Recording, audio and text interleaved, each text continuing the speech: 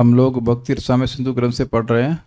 दक्षिण विभाग, द्वितीय विभाग, प्रथम लहरी विभाव नामक और श्लोक क्रमांक 9 से पढ़ेंगे। 7 और 8 में हमने पढ़ा था कि भक्ति रस को प्राप्त करने के साधन क्या हैं। पहला है भक्ति निर्धूत दोषाणाम, भक्ति के द्वारा जिसके हृदय के सारे दोष नष्ट हो गए, इसलिए जो प्रसन्न उज्ज्वल चेतसाम, प्रसन्न और उज्ज्वल चेतना से युक्त हैं, अर्थात जो जिनका चित्त ऐसा हो गया है जिसमें भगवान की हिलादनी शक्ति और संवित शक्ति का आविर्भाव हो सके, तभी रस की अनुभूति होगी। जो श्रीमद् भागवत में आसक्त हैं या भक्तों की संगत में आसक्त है, रसिका रंग रंगणाम, अर्थात जो रसिक भक्तों के संग में रंगे हुए हैं। ये सब 1 2 3 4 साधन आ गए। फिर कह रहे हैं जीवनी भूत गोविंद पाद भक्ति सुखश्रियाम, उनका जीवन ही भगवान कृष्ण गोविंद के चरणों से प्राप्त होने वाले सुख का ऐश्वर्य है। जैसे आपने सुना है कि क्या कहते हैं इसका, उनका प्राण तो उनके धन में है। ये तो सुना होगा आपने, दमड़ी जाए पर चमड़ी ना जाए, सॉरी चमड़ी जाए पर दमड़ी ना जाए, मतलब उनका धन ही प्राण है। तो यहां धन क्या है? भगवान के चरणों में जो सेवा की जा रही उससे प्राप्त जो सुख है वही है धन, और उसी से वो जी रहे हैं, उसी धन से वो जी रहे हैं। क्लियर हुआ है ना शब्द? और फिर प्रेम अंतरंग भूतानि कृत्यानि एव अनुतिष्ठताम, प्रेम के जो अंतरंग भूत कृत्य हैं, जो मतलब अंतरंग गुह्य साधन है, श्रवण कीर्तन स्मरण आदि शुद्ध भक्ति के, उन्हीं का वे अनुष्ठान करते हैं। अब उनको वर्णाश्रम से कोई मतलब नहीं है। एक बड़ी इंटरेस्टिंग आपको इन्फॉर्मेशन देना चाहता हूं। जीव गोस्वामी जी भक्ति संदर्भ में बड़ी सुंदर बात समझाते हैं। वो कहते हैं कि नारद जी पिछले जन्म में वह गंधर्व थे। गंधर्व कौन से वर्ण या आश्रम में आते हैं? एक में भी नहीं। वो भगवान के लिए गाते थे। एक दिन गलती से गलत गा दिए तो अब वो उनको शाप मिल गया और दासी पुत्र बन गए। तो अब वहां पर भी बच्चा कौन से वर्ण और आश्रम, मतलब ऑलमोस्ट आउटसाइड वर्ण आश्रम से कहना चाहिए। तो अब वहां पर भी वह वर्ण और आश्रम का पालन नहीं किए हैं। दासी पुत्र के रूप में, गंधर्व के रूप में तो कोई मतलब ही नहीं, भगवान का यश गा रहे थे, और दासी पुत्र के रूप में भी वर्ण आश्रम का कोई पालन नहीं किए हैं। वो केवल भक्ति करके ही भगवान का प्रेम प्राप्त कर ली। कोई विरोध नहीं ना, सबको समझ में आ रहा है ना बात? तो भगवान की भक्ति वर्णाश्रम पर निर्भर नहीं करती है। वर्णाश्रम उन लोगों के लिए है जिन लोगों के लिए वो है, अर्थात जिन लोगों की श्रद्धा भक्ति पे नहीं है वह वर्ण और आश्रम का पालन करें और धीरे धीरे करके हृदय शुद्ध करें। लेकिन जिसकी श्रद्धा भक्ति पे है उसे वर्ण आश्रम की कोई जरूरत नहीं। तावत कर्माणि कुर्वीता न निर्विद्येत यावत मत कथा श्रवणाद वा श्रद्धा यावन न जायते, तब तक व्यक्ति को वर्णाश्रम के कर्मों करना होता जब तक उसमें वो बोर नहीं हो जाता, निर्वेद नहीं हो जाता, या भगवान की कथा में रुचि ना हो जाए। अगर भगवान की कथा में रुचि होगी तो अब उसको वर्ण आश्रम से कोई मतलब नहीं है। वो उतना ही पालन करेगा, अगर करेगा भी तो जितना उसकी भक्ति के लिए सहायक है। तो खैर हम बात यहाँ पे कर रहे हैं कि अब भक्त जो ऐसी अवस्था में पहुंच गए हैं कि भगवान की भक्ति का सुख ही उनका धन है, उसी से वो जी रहे हैं। जिससे वो जी रहे हैं उसके अलावा और कोई कार्य क्यों करेंगे? I think it is very clear. ऐसा नहीं है कि भक्ति को करके सुखी हो रहे, ये बोला जा रहा है। उस भक्ति के सुख से ही वो जी रहे हैं, अन्यथा जी ही नहीं सकते। Is it okay? जैसे लाइक कोई भी वर्ण, कोई भी आश्रम हो, सांस लिए बिना जिएगा? तो सांस लिए बिना तो नहीं जी सकते ना, ये बात है। तो इसलिए जैसे हम लोग सांस लिए बिना जी ही नहीं सकते हैं, तो शुद्ध भक्त जो भक्ति रस का अधिकारी है वह प्रेम के अंतरंग भूत, जो प्रेम की प्राप्ति के, प्रेम रस उत्पत्ति के साधन है, श्रवण कीर्तन स्मरण, उन्हीं को करने में लगा रहेगा। ये दोनों प्रकार के भक्त हो सकते हैं। वैध भाव से उत्पन्न हो सकता है, रागानुगी भी हो सकता है, but that's not the point. Point is कि भगवान की भक्ति एक क्षण के लिए भी नहीं छोड़ने वाले वो। They can't do that, just can't do that. एक बात हम आपको बताना चाह रहे थे, श्रील रूप गोस्वामी जी इसको पहले भी समझा चुके हैं कि जब तक भोग और मोक्ष की गंध, इच्छा की गंध भी होगी, मैं फिर से रिपीट कर रहा हूं, भुक्ति और मुक्ति की इच्छा की गंध भी होगी, तब तक भक्ति के रस का आस्वादन नहीं कर सकता। ये नहीं कह रहे कि भक्ति नहीं कर सकता, इसीलिए 7th में क्या बोला था, भक्ति निर्धूत दोषाणाम। दोष क्या है, भक्ति कर रहे हैं लेकिन उसके बदले में कोई भोग चाहिए। तो अगर भोग नहीं चाहिए, भोग की इच्छा ही नहीं है, मोक्ष की इच्छा ही नहीं है, तब भक्ति का वास्तविक सुख अनुभव कर सकता है। It is not discouraging, it is just how things are. एक बहुत सिंपल सी बात सोच लीजिए, आप खीर खाना चाहते हैं, उसमें थोड़ा सा मट्टी का तेल मिला दें, चल जाएगा?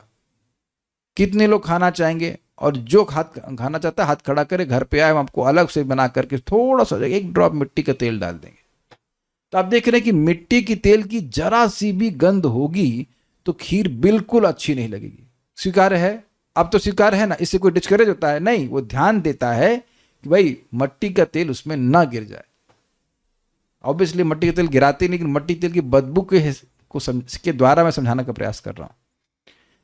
तो अगर व्यक्ति को नाम में रुचि नहीं प्राप्त हो रही इस समय, तो समझना चाहिए कि हमारे हृदय में और इस दिल में क्या रखा है, मट्टी का तेल भरा रखा है ना। We have so many material desires, then how can I expect कि भक्ति रस मिल जाएगा? तो धैर्य पूर्वक भगवान का नाम जप करता रहेगा, भक्ति करता रहेगा हृदय को शुद्ध करने की इच्छा से, तो नाम के प्रभाव से सब कुछ समाप्त हो जाएगा। सॉरी। तो ये बात सबको समझ में आ गई। We are not suppose to be satisfied with our level of a consciousness. हम जिस चेतना पे हैं, कार्य तो हमें उसी पे करना पड़ेगा, लेकिन इसमें संतुष्ट नहीं हो जाना है। क्योंकि अगर हमें असीमित सुख नहीं मिल रहा है अभी, मतलब ये चेतना बहुत दूषित है।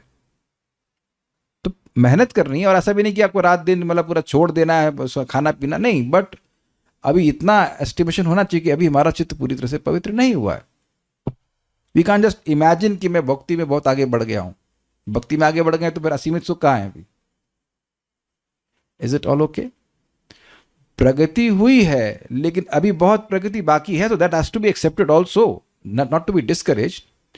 भाई मान लीजिए कोई कन्याकुमारी से चला है वृंदावन के लिए, तो अब वो पहुंच गया बॉम्बे तक, तो भी प्रगति हुई कि नहीं? लेकिन ऐसा तो नहीं कि वृंदावन पहुंच गया है, it will take some time, और उसको चलते रहना पड़ेगा। देखिए इसलिए जरूरी है क्योंकि कभी कभी लोग कॉम्प्लेसेंसी में आ जाते हैं, अरे हम तो बहुत भक्ति कर रहे हैं। ना, वो बात नहीं। अब कितना कर रहे हैं, कितने कर नहीं कर रहे हैं, कितना भी सुख का अनुभव कर पा रहे हैं भक्ति में, तो प्रगति करनी पड़ेगी नहीं, करनी है, I would say like that. तो ये सब हो गए साधन। अब जो चीजें इसकी सहायक हैं वो वर्णन किया जाएगा ना, मैं गलत तो नहीं बोलना चाहता हूं, let me just see the notes. सहायक, हाँ, सहायक जो हैं वो 9वें में वर्णन हो रहा है, और किस प्रकार से उत्पन्न होता है वह 11th में। एक मिनट रुक जाइएगा, गड़बड़ नहीं होना चाहिए।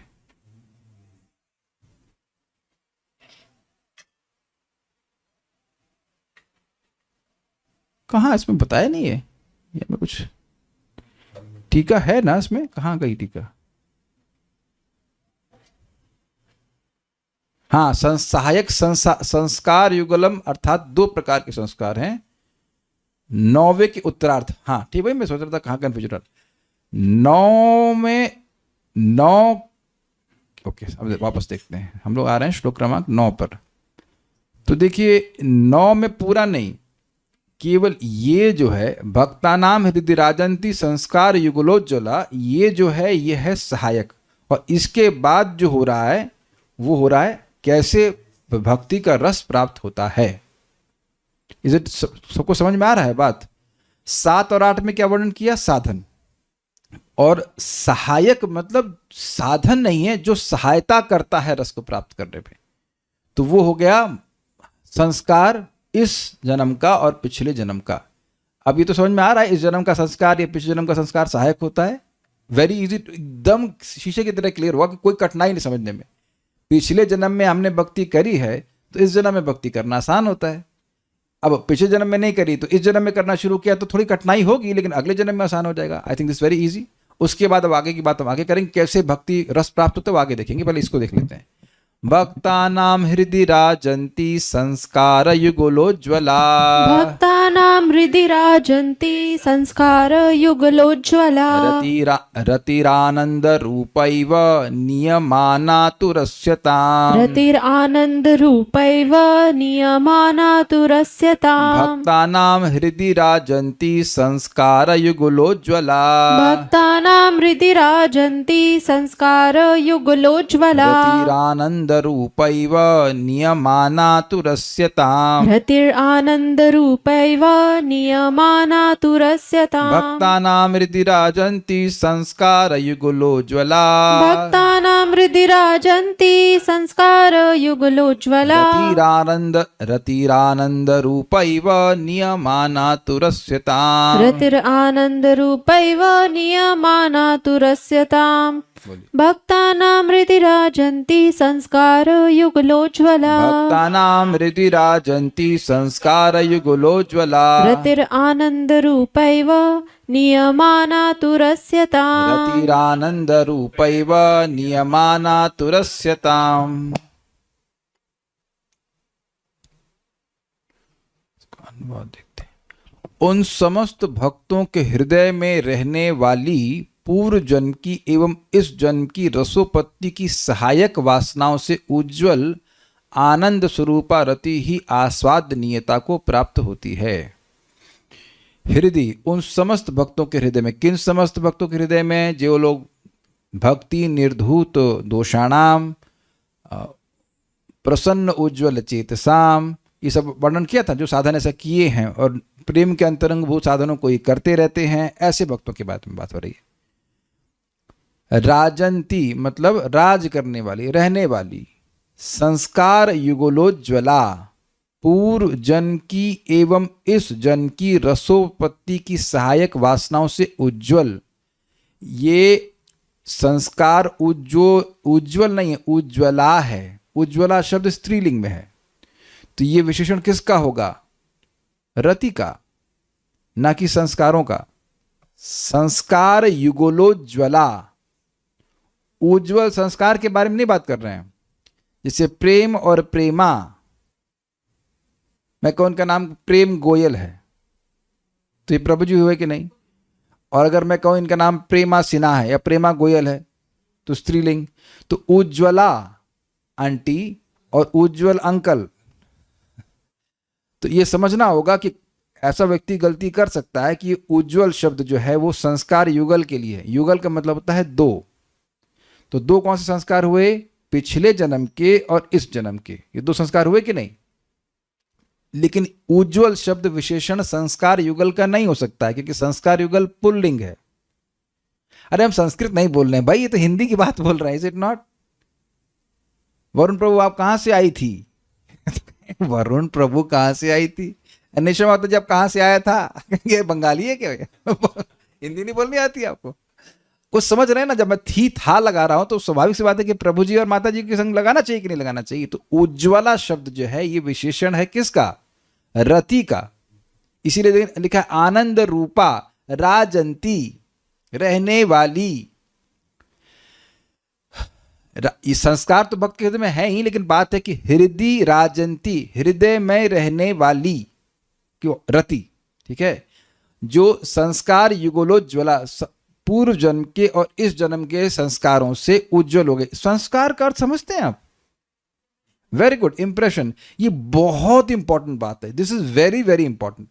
देखिए, हो सकता है कि किसी व्यक्ति को पूरी बात ना समझ में आ रही हो, लेकिन सुनने का संस्कार बन रहा है। आप जब करते हैं तो बहुत बार मन नहीं लगता है, लेकिन बोलने का संस्कार बन रहा है। Is that sinking? इसीलिए करते रहना चाहिए, बोलते रहना चाहिए, सुनते रहना चाहिए। एक भक्त कह रहे थे कि उनकी छोटा बेबी है तो लगातार बैठ के नहीं सुन पाती। हमने कहा तो कोई बात नहीं, आप रिकॉर्डिंग सुनिए, आप वीडियो ऑफ करके सुनिए, कैसे भी सुनिए, तो संस्कार तो बनेगा। ये आपको जानना चाहिए एकदम क्लियर कि जब इंद्रियां अपने विषय को पकड़ेंगी तो उसका संस्कार जरूर होगा। जैसे दो एग्जाम्पल आपको देता हूं। एक वो गोबर वाला समझते हैं, गोबर को जब थापते हैं तो कुछ मिट्टी जरूर लेके साथ में आता है। ऐसा हो ही नहीं सकता कि वो मिट्टी को छोड़ कर गया। क्लियर? या एग्जाम्पल एक और मेरे मन में आ रहा है कि कोई भी गोली चलती है, गोली चलाते हैं तो कुछ रिकॉइल होता है बैक कि नहीं होता है? ऐसा हो सकता है कि रिकॉइल हो ही नहीं। तो ये बड़ा सुंदर बात है, मैं बोल रहा हूं तो कोई व्यक्ति सुन रहे हैं, तो ऐसा नहीं हो सकता है कि मैं ये जो बोल रहा हूं उसका संस्कार मन में आए नहीं। आप देख सकते हैं कि हम लोग कोई सामान्य बात कर रहे होते हैं, या बहुत पहले कोई सामान्य सी बात बिल्कुल थर्ड क्लास की, मतलब कोई इंपॉर्टेंट बात भी नहीं, ऐसे कर ली और हम जब कर रहे हैं अकस्मात वो संस्कार बाहर आ जाता है। कौन व्यक्ति ऐसा कह सकता है कि उसका ऐसा अनुभव नहीं है? या तो वो जप नहीं कर रहा होगा तो अलग बात है, बट अगर मन शांत हो तो पुराने संस्कार बुलबुल बुल करके वापस आते हैं। बहुत एनकरेजिंग है, यानी कि इस जन्म में जितने संस्कार हम भक्ति के कर सके बड़ी अच्छी बात है। और इसीलिए विविध विविध प्रकार की भक्ति की जा रही, कभी हाथ से, कभी आंखों से, कभी नाक से सूंघते हैं ना भगवान के फूल को, वो सब संस्कार हैं और उससे भक्ति उज्जवल हो रही है। भाई मल क्या है? भोग की इच्छा और मोक्ष की एक कचरा है, ये सब साफ होता जा रहा है। संस्कार का एक और अर्थ होता है प्यूरिफिकेशन। इस बर्तन का संस्कार करो तो उस पर कोई इंप्रेशन डालो नहीं, जो ऊपर इंप्रेशन पड़े वो हटाओ, उसको कचरा हटाओ वहां से, संस्कार नहीं। संस्कार का अर्थ प्यूरिफिकेशन भी होता है। संस्कार का मतलब एक्चुअली यही कि उससे एक अर्थ है इंप्रेशन, अगर भौतिक बातें करते हैं मतलब ऑन द माइंड, और दूसरा संस्कार का अर्थ है कि उसको संस्कृत करो, अर्थात उसको शुद्ध करो। तो पूर्व जन्म में भक्ति करी है तो चित्त पवित्र हुआ है, इस जन्म में भक्ति कर रहे हैं तो चित्त पवित्र हुआ है, तो चित्त पवित्र होता जा रहा है। उज्ज्वल का क्या अर्थ लिया था? संवित शक्ति का वहां पे मतलब आविर्भाव हो रहा है, उस तरह का। तो ऐसी संवित और ह्लादनी शक्ति से युक्त स्थिति रहेगी ना उसकी, तो उससे उज्जवल आनंद रूपा रति, आनंद स्वरूपा रति ही एवं ही रस्यताम नियमाना, आस्वादनीयता को प्राप्त होती है। तो अब आप देख सकते हैं कि जब बोला कि आस्वादनीयता को प्राप्त होती है तो इससे क्लियर हो गया कि ये बोल रहे हैं कि किस प्रकार भक्ति रस प्रकट होता है। प्रकार, हाउ हाउ हाउ द रस मैनिफेस्ट। भाव भक्ति से पहले वास्तविक भक्ति रस तो आप भूल ही जाइए। You will get some happiness, ऐसा नहीं कि कोई सुख नहीं मिलेगा। कोई सुख नहीं मिल रहा होता तो आप और मैं कर ही क्यों रहे होते। लेकिन जिसको भक्ति रस कहा जाता है वो कैसे प्राप्त होता है?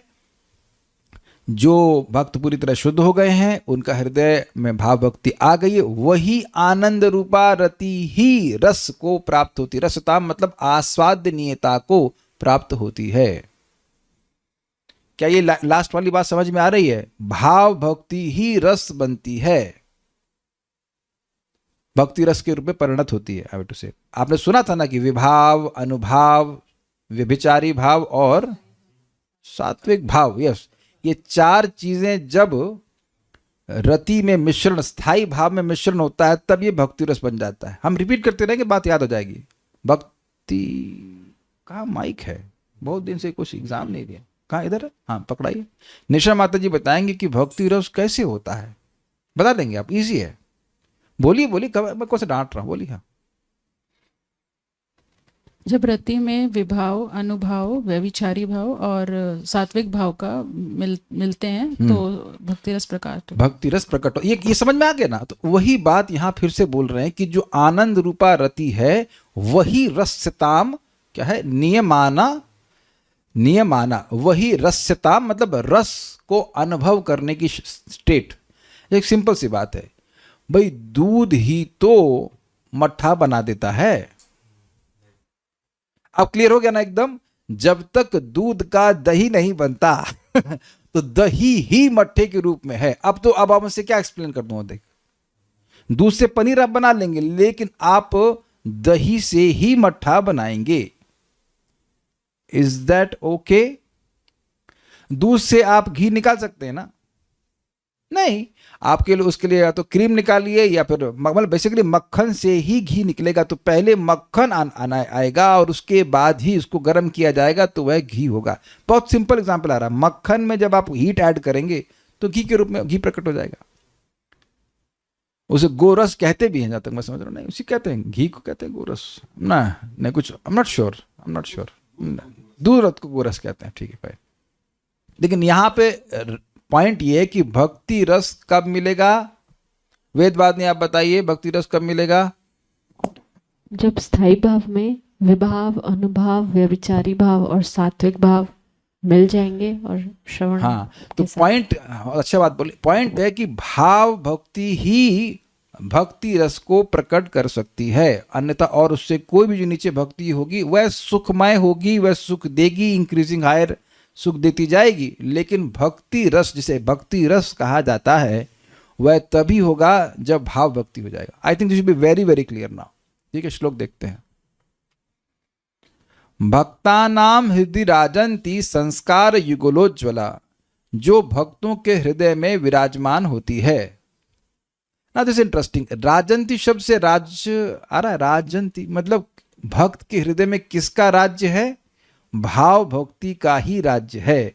अब वहां पर भोग इच्छा, भोग वासना या मोक्ष की वासना का कोई स्थान नहीं है। That's why it is mention Rajanti, विराजमान है, बस वही। जैसे इस कुर्सी पे मैं ही बैठा हूं, किसी और को नहीं बैठने दे रहा नहीं यार, थोड़ा प्रभु एडजस्ट नहीं, हमारी कुर्सी कुछ समझ रहे हैं बात? वेदवाद नहीं, आपकी कुर्सी में कोई बैठेगा साथ में? बोलो नहीं बोलने से समझ में आएगा कि मैं क्या कहना चाहता हूँ। जैसे जो आप लोग आसन 2x2 का घेरे हुए हैं, बच्चे लोग 1.5x1.5, तो उसमें कोई आएगा? किसी गोदी में नहीं बिठाना चाहते हम। गोदी में अगर भोग और मोक्ष, भोग भैया और मोक्ष की वांछा रहेगी तो भक्ति वहां नहीं रह सकती। तार मध्य मोक्ष वांछा कैटब प्रधान, जहां होते कृष्ण भक्ति होए अंतर ध्यान। इट कैन नॉट, एक तलवार में, एक मयान में 2 तलवार नहीं रह सकती, सुना है ना? तो हृदय में भक्ति रहेगी तो अब भोग और मोक्ष की इच्छा नहीं हो सकती। इसीलिए कह रहे हैं भक्ता नाम हृदय राजंती। तो ये सहायक की बात नहीं हो रही है, ये विशेषण दिया जा रहा है भाव भक्ति का। क्लियर? लेकिन सहायक क्या है? संस्कार युगल, जो 2 संस्कार हैं भक्ति के, पिछले जन्म के और इस जन्म के, जिसके कारण, जिसकी सहायता से ये उज्ज्वला हो गई है। उज्ज्वला से आपको लेना होगा अर्थ की हलादनी शक्ति और संवित शक्ति का आविर्भाव हो गया है चित्त में, इसलिए उसकी वृत्ति है ना ये। रति एव, रति ही दिख गया एवं आपको, माने भाव भक्ति ही, और कोई आसक्ति नहीं, निष्ठा नहीं, रुचि नहीं, वो नहीं, केवल भक्ति ही, भाव भक्ति ही आनंद रूपा, आनंद रूपा, जो आनंद रूपा रति भाव भक्ति है, वही जो पहले से ही आनंदमय है। I hope it's getting the point. भाव भक्ति आनंदमय है। क्यों? क्योंकि हिलादनी शक्ति और संवित शक्ति, हिलादनी शक्ति की वृत्ति है, संवित तो है इसमें, तो खुद ही आनंद रूपा है। लेकिन वही रति ही रस्यताम तु नियमाना, आस्वादनीयता को प्राप्त हो जाती है, या ऐसा कहिए कि आस्वादनीयता को प्राप्त कराई जाती है। That is more nice to put it. जैसे दही अच्छा है अपने आप में, लेकिन दही में जब आप कर्पूर और क्या क्या चीज़ें बताई गई थी, हमको भूल के, आपको ट्राई भी नहीं किया है, काली मिर्च और जीरा पाउडर, जो भी, जीरा पाउडर नहीं था उसमें शास्त्र के वचन में जीरा पाउडर नहीं था, आप मिलाएंगे जीरा पाउडर, लेकिन जो भी आप उसमें लिखा है बाहर काली मिर्च और क्या क्या उसमें मिलाया, वो मिला जीरा पाउडर आपको अच्छा लगता है, ठीक है, तो वह रस को प्राप्त कराया जा, उसमें रस आस्वादनीयता आ जाती है। तो अब यहाँ से सेकंड फेज से समझ में आ रहा है, सेकंड फ्रेज से समझ में आ रहा है कि कैसे रस प्रकट होता है, किस प्रकार रस प्रकट होता है। तो याद आ रहा है ना, इन सब 7 से लेकर 11 श्लोक तक क्या बात हो रही है? साधना, सहायक और प्रकार, किस प्रकार भक्ति रस प्रकट होता है। अब उसी बात को आगे और बता रहे, मेरे पीछे बोलिए। कृष्णादिभिर्विभावाद्यै गतहि अनुभवाध्वनि प्रौढ़ आनंद चमत्कार काष्ठाम आपद्यते परां कृष्णादिभिर्विभावाद्यैः गतहि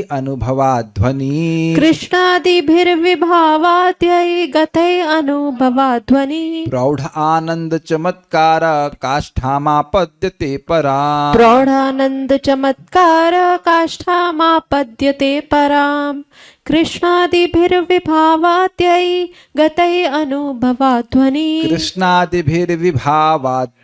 गतै अनुभवाध्वनि प्रौढ़ानंद चमत्कार काष्ठामापद्यते परां। बहुत सुंदर श्लोक है ये। अनुभव वेद्य वेद्य मतलब जिसको जाना जा सके और जिसका ज्ञान हो सके, और अनुभव मतलब एक्सपीरियंस, यानी जिसको केवल एक्सपीरियंस से ही जाना जाए, not dependent on anything, theory से नहीं, केवल अनुभव से ही जाना जा सके, उसे कहेंगे अनुभव वेद्य श्री कृष्ण आदि विभावों की सहायता से। क्या मतलब है भाई? विभाव आदि की डेफिनेशन तो आप जरूर सुनेंगे शास्त्र में, लेकिन वो है क्या, वो अनुभव से ही समझ में आएगा। Is that okay? जैसे कि कोई मसाला है, कोई भी मसाला, मान लीजिए फॉर एग्जाम्पल आपने कभी भी जीरा पाउडर नहीं लिया, वेदवादिनी का जीरा पाउडर ठीक है, अब आप बोलते रहे आपने काली मिर्च खाई है, ये खाया वो खाया, लेकिन जीरा पाउडर नहीं खाया। बहुत से, अच्छा चलिए अब प्रश्न करते हैं, कितने लोगों ने पंचपूर्ण को कभी नहीं खाया है? पंचपूर्ण, हाँ जो भी है, कोई है? सब लोग जानते हैं पंचपूर्ण क्या होता है। हिमांशी माता जी को नहीं पता है, वेरी गुड। और कोई कस्टमर तो मिला हमको। आप लोग इतने एडवांस्ड हैं, आप लोग सब जानते हैं पंचपूर्ण। रंजना माता जी को नहीं पता, ओके।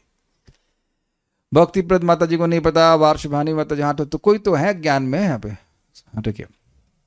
एक्चुअली कुछ नहीं है वो अपने, लेकिन बंगाल में पंचपूर्ण का उपयोग करते हैं एंड इट्स वेरी हम लोग भी घर में यूज करते हैं, वेरी नाइस टेस्ट। एक्चुअली आपने खाया जरूर होगा क्योंकि इस्कॉन में बहुत उपयोग होता है, लेकिन आपको पता नहीं होगा कि खिचड़ी ऐसी क्यों लग रही है। वो उसमें मेथी, जीरा ऐसे वो है, लेकिन जो कंबाइंड इफेक्ट वो बहुत मजेदार है। मेथी आप जानते हो, जीरा जानते हो, कलौंजी जानते हैं, सौंफ और एक और चीज है, यानी 5 होते हैं इसमें, मस्टर्ड सीड, वो सब आप जानते हैं, लेकिन उसका जो combined effect is all different from individual things.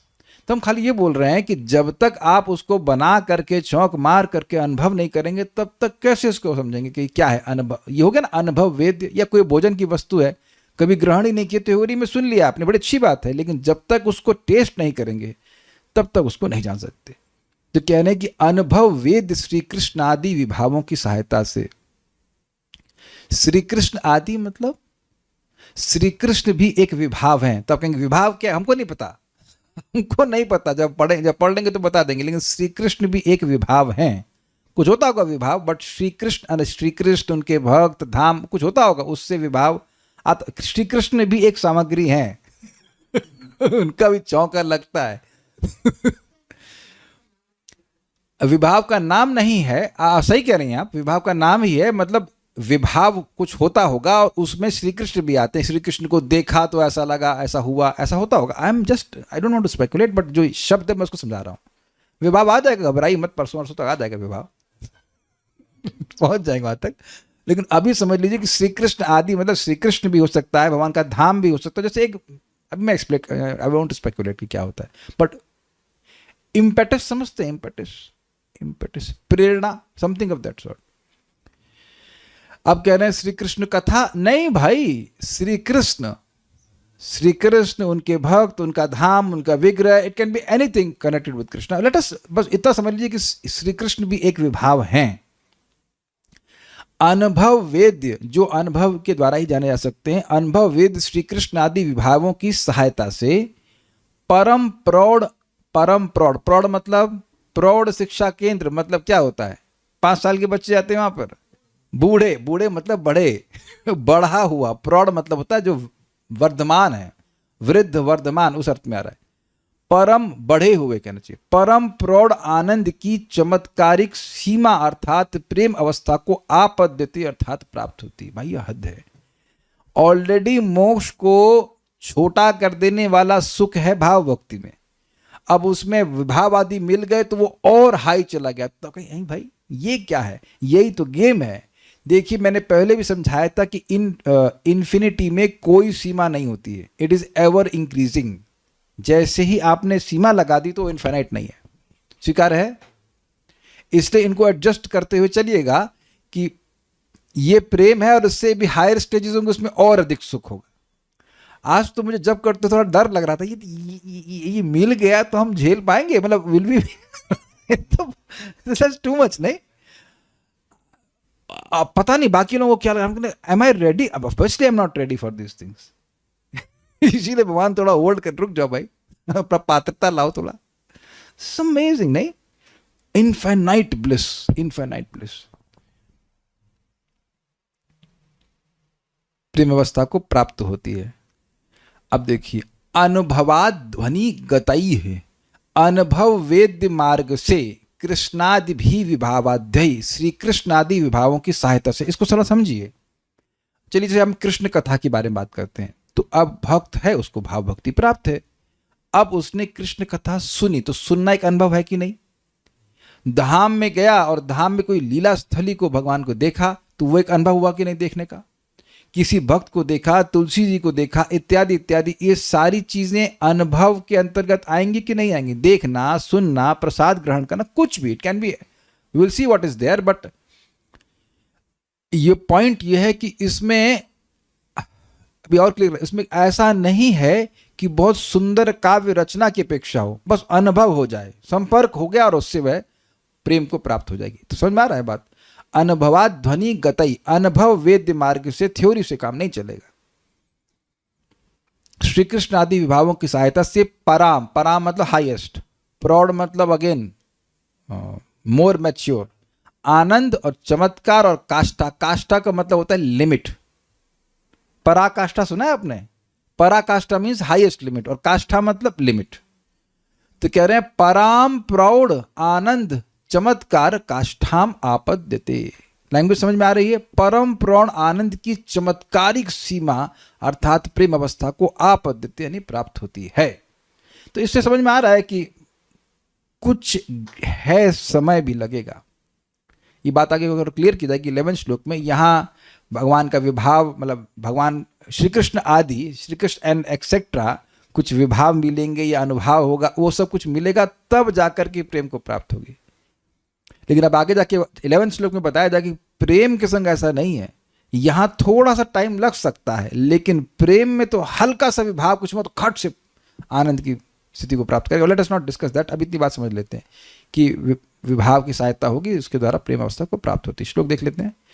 कृष्णादि भीर विभावाद्ययी, कृष्णादि विभावों के द्वारा, जो कि अनुभवाद ध्वनि गतई है, अनुभव मार्ग से ही अनुभव किए जाते हैं, उनकी सहायता से प्रौढ़ आनंद, इज इट ऑल ओके? प्रौढ़ आनंद मतलब बढ़ा हुआ आनंद जो चमत्कारिक होता है, उसकी परम काष्ठा को प्राप्त हो जाती है। परम काष्ठाम आपद्यते, हाईएस्ट लिमिट को प्राप्त करती है, अर्थात भगवत प्रेम को। उस हाईएस्ट के बाद भी और हायर है, but from the perspective of भाव प्रेम अवस्था को प्राप्त करती है। दुर्गम संगमनी टीका 7 से 10 तक एक साथ।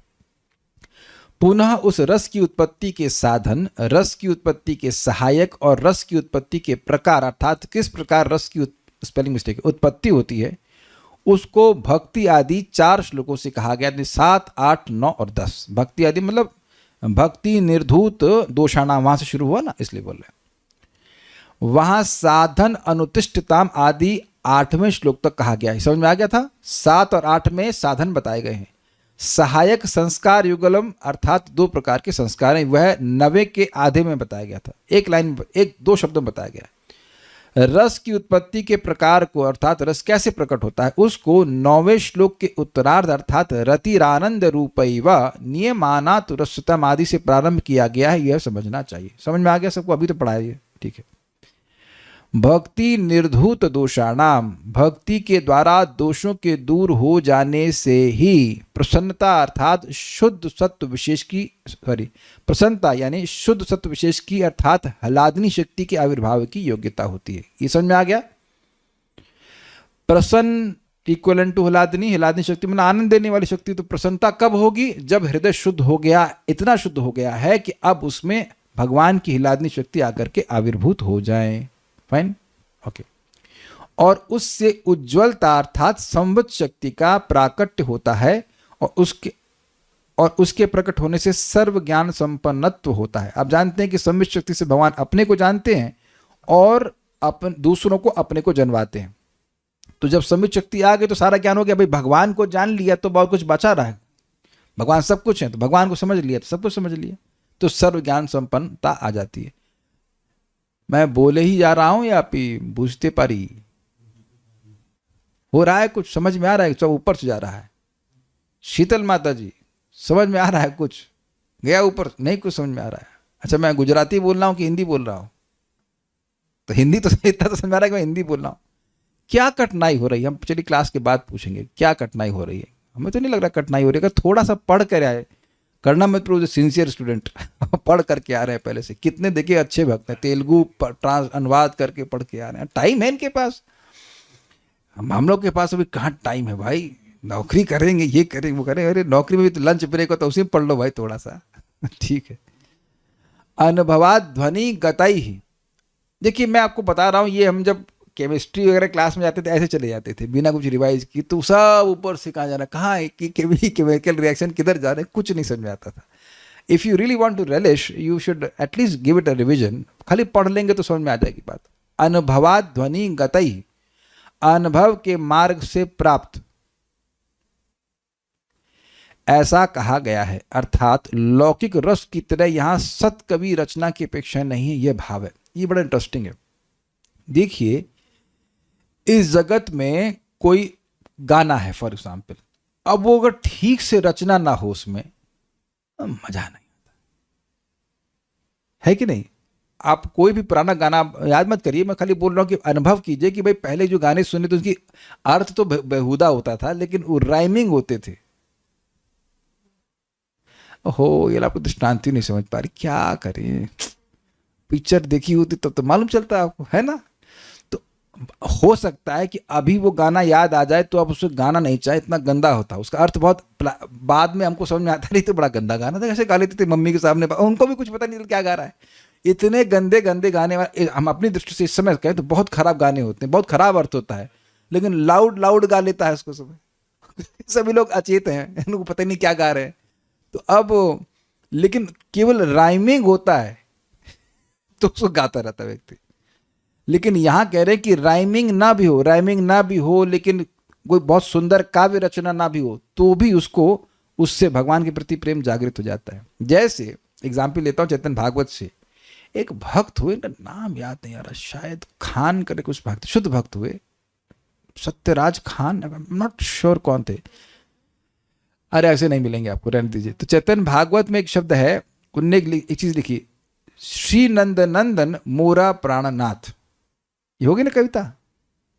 ये कविता तो हुई नहीं। श्री नंद नंदन मोरा प्राणनाथ इतना लिख दिए तो महाप्रभु के तुमने मुझे खरीद लिया है, अल्लाह, इतना लाइन बोल दिए, श्री नंद नंदन मोरा प्राणनाथ। कुछ फील हुआ आपको? कुछ भी नहीं हुआ, लेकिन वो सुनकर महाप्रभु कहने इसने मुझे खरीद लिया है। अब आप देख रहे हैं कि ये अनुभव वेद हुआ ना, जिसके हृदय में भक्ति है वो समझ पाएगा। बाकी कोई ऐसे कोई स्पेशल कोई काव्य तो नहीं लग रहा है इसमें। एक और आपको श्लोक सुनूंगा, प्रसिद्ध है, अई दीन दयाद्र नाथ मथुरा नाथ करके श्लोक है, जो श्रीपाद माधवेंद्रपुरी बोला करते थे। उसको चेतन महाप्रभु बोलते थे जब वह भगवान जगन्नाथ को देखते थे रथ यात्रा के समय।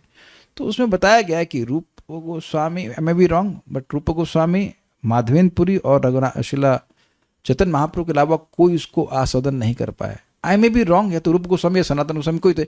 लेकिन अब श्लोक आप भी जान रहे हैं, अई दीन दयाद्रनाथ से करके श्लोक है, लेकिन उसका आस्वादन कौन करेगा? जो भक्ति से युक्त हो, ये बात है। तो हम लोग अब पढ़ सकते हैं, सब कुछ कर सकते हैं, लेकिन वो जो भक्त, जो उसका रस का आस्वादन है वो अनुभव वेद्य है, ना कि काव्य रचना के अंतर्गत। क्या मैं कुछ समझा पाया? कोई इस जगत में कोई शब्द होता है तो वो उसकी काव्य रचना होती है। हम ऑब्वियसली फिल्मी गाना नहीं बोलने वाले हैं, तो कोई काव्य रचना होती है, उसको सुनकर कुछ रस मिलता है, वो लौकिक रस होता है। लेकिन वहां पर ऑब्वियसली कुछ वो है, उसमें काव्य भी है, लेकिन काव्य का रस नहीं है। वो जो अनुभव है, वो जो फीलिंग आ रही है, वो अनुभव कर पा रहा है। अनुभव गम है, एग्जैक्टली, उसमें काव्य का कोई मतलब नहीं है, ये बात है।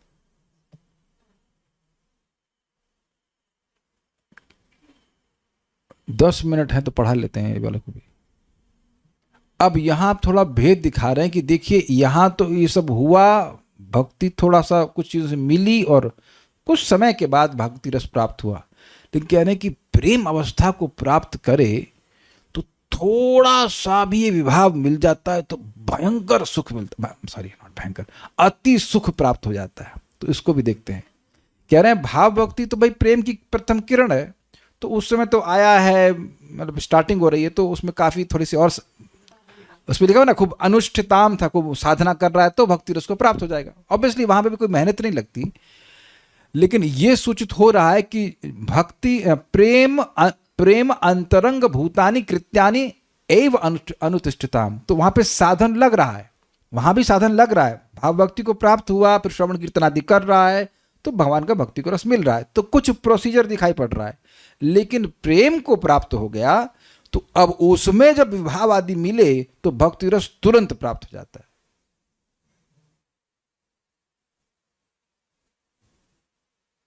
कुछ भेद समझ पा रहे हैं? जब भाव भक्ति के स्टेज पर है तब भी श्रवण कीर्तन से ही भक्ति रस मिलेगा, लेकिन अब प्रेम अवस्था में तो बिल्कुल टाइम ही नहीं लगेगा। हल्का सा संपर्क हुआ, ऐसा नहीं कि साधना कुछ का हो रहा है, हल्का सा संपर्क हुआ तो बस बहुत महान श्रवण कीर्तन का विभाव अनुभाव, सात्विक भाव और व्यभिचारी भाव, इनमें से किसी का संपर्क हो एकदम।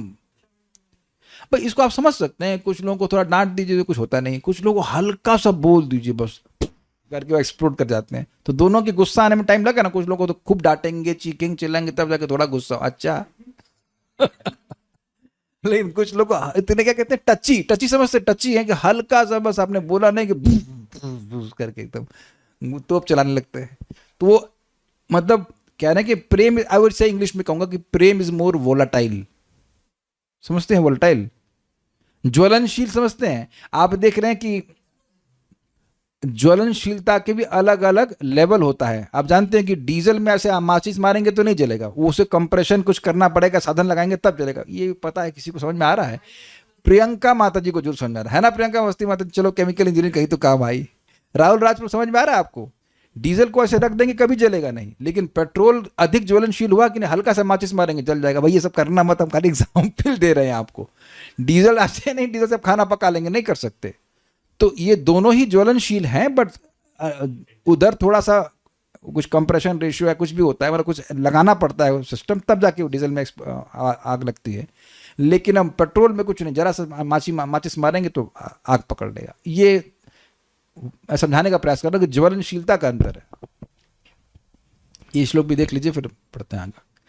किंतु प्रेमा विभावाद्य ही स्वल्पैर्नीतोप्यणीयसीम्, किन्तु प्रेमा विभावाद्यै स्वल्पैर्नीतोप्यणीयसीम्, विभावनाद्यवस्थां तु सद्य आस्वाद्यतां व्रजे। विभावनाद्यवस्थां तु सद्य आस्वाद्यतां व्रजे। पढ़ लेते हैं आगे, ठीक है।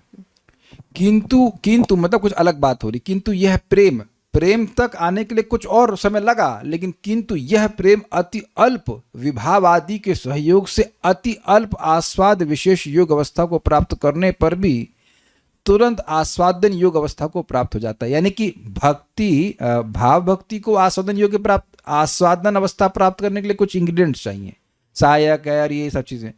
लेकिन ये जो प्रेम है वो उसमें थोड़ा सा भी विभाव आदि का सहयोग हो गया और उसमें थोड़ा सा भी आस्वादन विशेष अवस्था को प्राप्त किया उसने, तो भी बहुत आस्वादनी हो जाती है।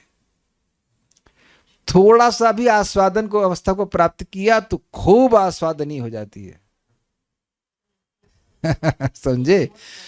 जैसे अब क्या एग्जाम्पल है, वेदवाद में खूब गुस्सा करेंगी तब भी थोड़ा होगा, और मैं थोड़ा सा गुस्सा करूंगा तो भी बहुत ज्यादा हो जाता है। क्यों? समझ में आ रहा है ना? वेदवाद ये तो गुस्सा नहीं करती, अच्छी इनको सोचना पड़ता है कैसे मैं कभी अरे उसको लिखो, डांटो। अरे मैं कैसे डांटू? मैं तुम डांट भी नहीं सकते। एक हमें किसी व्यक्ति कुछ बोलना था तो हमको लिखना पड़ा, इससे लिखा नहीं तो पीपल कांट बिकम एंग्री। अच्छी बात है, नहीं होते, अपराध नहीं होता।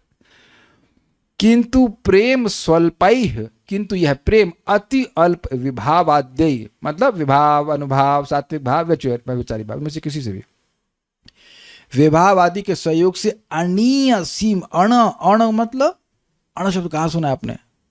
अणु मतलब एकदम छोटा। अणीय से मतलब एकदम, अणिमा भी सुना ना, एकदम छोटे से भी छोटा। अति अल्प विभावनाद्यावस्था, विभावनाद्यावस्था मतलब विभावनादि अवस्था, यानी कि विभाव से मिला तो विभावना, अनुभाव से मिला तो अनुभावना, और व्यभिचारी भाव तो व्यभिचारी भावना, तो वो उसी से, कुछ समझ रहे हैं भावना? तो भगवान का प्रेम में विभाव मिल गया तो विभावना अवस्था हो जाएगी, अगर उसमें सात्विक भाव मिल गया तो सात्विक भावना, ऐसा ही समझ में आ रहा है। तो आदि समझ लो ना कि इनमें से डिपेंडिंग कि वो किससे मिला हुआ है। अगर आपने फॉर एग्जाम्पल दही राइस में जीरा मिला है तो क्या हुआ, जीरा राइस, और अगर कड़ी पत्ता मिला है तो कड़ी पत्ता वाला राइस, तो वो कड़ी पत्ता वाला एक अवस्था हुई कि नहीं हुई? हमसे खाना बनवा ही लेंगे समझ में आ रहा है राहुल राजपुर? आपको तो आ रहा होगा रहस्य, खाना वाना बनाने में जानते हैं आप, है ना? उसको और कोई तड़का मार दी तो वो तड़के के हिसाब से वो तड़के की वाली अवस्था होगी ना। उसी तो कह रहे हैं कि विभावना आदि अवस्था को नीतः अपि प्राप्त करने पर भी, आस्वाद विशेष योग अवस्था को प्राप्त करने पर भी, सद्य आस्वाद्यताम व्रजेत, तुरंत आस्वादन योग अवस्था को प्राप्त हो जाता है, मतलब तुरंत बहुत रिलेशेबल हो जाता है। दुर्गम संगम ने टीका। यह श्लोक प्रेम के वैशिष्ट का वर्णन करता है, अर्थात क्या है प्रेम की विशेषता, प्रेम और भाव में अंतर क्या है। प्रेम की यह विशेषता है कि विभावनाद्य अवस्थाम, अर्थात विभाव आदि अवस्थाओं के अति अल्प अनुभव से भी, थोड़ा सा विभाव अनुभव किया है उससे भी, आस्वाद्यताम अर्थात उन विशेष आस्वादन योग अवस्थाओं को प्राप्त करता है, अर्थात प्रणय स्नेह आदि उच्चतर अवस्थाओं को प्राप्त करता है, यह जानना चाहिए। नोट समझ आ जाएगा। मतलब प्रेम के आगे भी है ना स्नेह, तो जरा सा विभाव आदि हो तो सट से स्नेह पहुंच गया। आपको याद होना चाहिए कि भाव, प्रेम, प्रणय, स्नेह, ये सब एक साथ विद्यमान रहता है, डिपेंडिंग कि आप कौन से स्टेज पे हैं। अभी नोट से क्लियर हो जाएगा। देखिए, रति तीव्रता में बढ़ते हुए प्रेम बन जाती है, तो उसमें कुछ प्रोसीजर है, थोड़ा समय लगेगा। और अधिक तीव्र होने पर दास्य रस के क्षेत्र में रति, प्रेम, स्नेह और राग प्रकट होते हैं। आप समझ पा रहे हैं? Up to raag, up to 40 Mbps, up to 100 Mbps। तो अगर आपका प्लान दास्य रस का है आपने दास्य रस का प्लान सब्सक्राइब किया है, then you can go up to raag, sneh, प्रेम। अच्छा, थोड़ा समझिए बात, थोड़ा समझिए।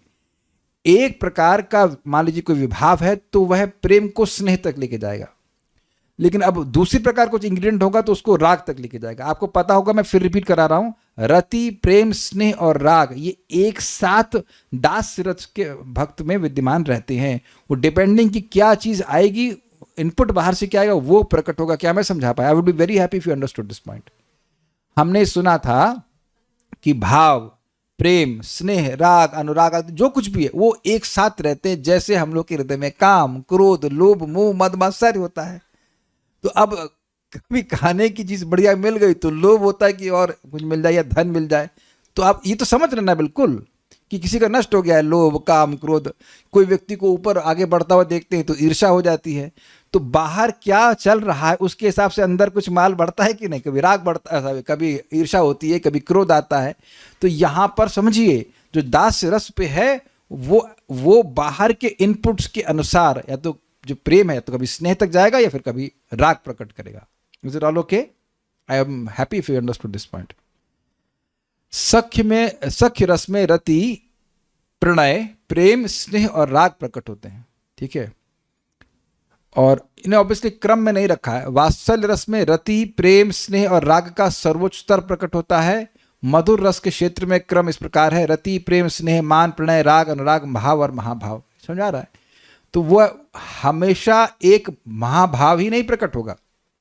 बाहर से कौन सा विभाव आया है, बाहर का मतलब बाहर से जो इनपुट आ रहा है, विभाव या अनुभाव है, जो कुछ भी है, जो इन्फ्लुएंसिंग फैक्टर है उसके पर निर्भर करेगा। अच्छा ये बताइए, राधा रानी क्या हमेशा मान ही करती रहती हैं? तो कभी मान करेंगी, कभी राग होगा, कभी महाभाव प्रकट होगा। इट ऑल डिपेंड्स कि बाहर वो कौन सी लीला चल रही है। अब तो क्लियर हो गया ना? तो ये कह रहे हैं कि ऐसा नहीं है कि प्रेम को भाव तक, मान लीजिए राधा रानी प्रेम को प्रकट कर रही है तो कुछ ऐसी लीला में परिवर्तन हुआ कि उससे अब महाभाव प्रकट होना है तो तुरंत महाभाव को प्राप्त हो जाएगा। आप समझ में आ गया? उसमें कोई साधना वाधना नहीं करनी पड़ेगी। भाई क्रोधित होने के लिए आप लोग क्या साधना करनी पड़ती है? नेचुरली आ जाता है उसमें। क्या आपको पूर्व जन्म का संस्कार और ये वो साधना करो, श्रवण कीर्तन करो, नहीं, खट हो जाता है तुरंत। वो अभी हम कुछ और डिटेल में नहीं जा रहे, हमको देखो पता नहीं संचारी भाव क्या, वो सब आएगा, घबराइए मत। लेकिन अभी इतना समझ लीजिए कि प्रेम और भाव में अंतर ये कि प्रेम तुरंत उस अवस्था को प्राप्त करेगा और भाव से प्रेम आने में थोड़ा साधना लगती है, ये बात है। थोड़े थोड़े समय के लिए प्रकट होते वो हमको नहीं पता, I don't know, obviously multiple options आते हैं। जितने समय तक रहना होगा रहेगा। ये वही क्रोध वाला पॉइंट पकड़ लीजिए, हमेशा तो व्यक्ति क्रोध में नहीं रहता है, कभी क्रोध आता है कभी कुछ आता है, ऐसे करके। यह सब रति के ही उत्कर्ष रूप हैं, अर्थात रति, प्रेम और स्नेह। जो अभी नोट दिया गया है मैं उससे पूरी तरह से कन्विंस नहीं हूं, क्योंकि कुछ जो ओरिजिनल नोट था उसमें कुछ पॉइंट छोड़ दिए गए थे, तो विल ऑब्वियसली कम फॉरवर्ड, जब शास्त्र में आएगा उसके हिसाब से हम लोग देख लेंगे, बट ऐसा ही कुछ है। अगर किसी को चेतन चरितामृत मिल जाएगा तो मैं बताऊंगा। मैंने वहां भी पढ़ा था कि कौन सा रस कहाँ तक जाता है, अभी मेरे को याद नहीं है, मैं ढूंढने का प्रयास किया, मिल नहीं पाया, बट एक अंदाज ले लीजिएगा, there can be some corrections into this. यह सब रति के ही उत्कर्ष रूप हैं। यदि भक्त केवल प्रेम प्राप्त करता है तो वह प्रेम विभाव आदि से संयुक्त हो जाता है, और ऐसा होता है। ऐसा होता है मतलब प्रेम बन गया स्नेह, प्रेम बन गया मान, it can go in all the directions. अणीयसम अपि, इस प्रकार श्लोक में योजना होनी चाहिए। मतलब कह रहे हैं अपि अणीयसम लिखा है, अपि अणीयसम अपि होना चाहिए। यहाँ पे श्लोक में लिखा है ना ये अप्य अणीयसीम, लेकिन वो कह रहे हैं कि अणीयसम अपि होना चाहिए। Not much to speak on this, will stop here. कोई प्रश्न क्या कुछ है किसी बात का? घी चक्कर मिला रहे हैं। ये प्रेम के बाद की अवस्था बताई जा रही है, तो ऐसा क्यों बोल रहे हैं कि प्रेम को प्राप्त होगा? भाव प्रेम को प्राप्त होगा, उसके बाद जो प्रेम मिल गया तो फिर किसी भी अवस्था को प्राप्त हो सकता है। ऐसी अवस्था हमने भागवतम में उद्धव जी में देखा था। हाँ ठीक है, सुना था देखा तो अभी टाइम लगेगा, देखने में टाइम लगेगा ना। Will stop here. श्री भक्ति स्वामी सिंधु की जय, श्रील प्रभुपाद की जय, निताई गौर प्रेमानंदे। विभाव अनुभाव प्रेम की बात का है। अरे नहीं भाई, आपको समझ में नहीं आ रहा तो कोई बात नहीं, भूख लग रही है आपको, हमको भी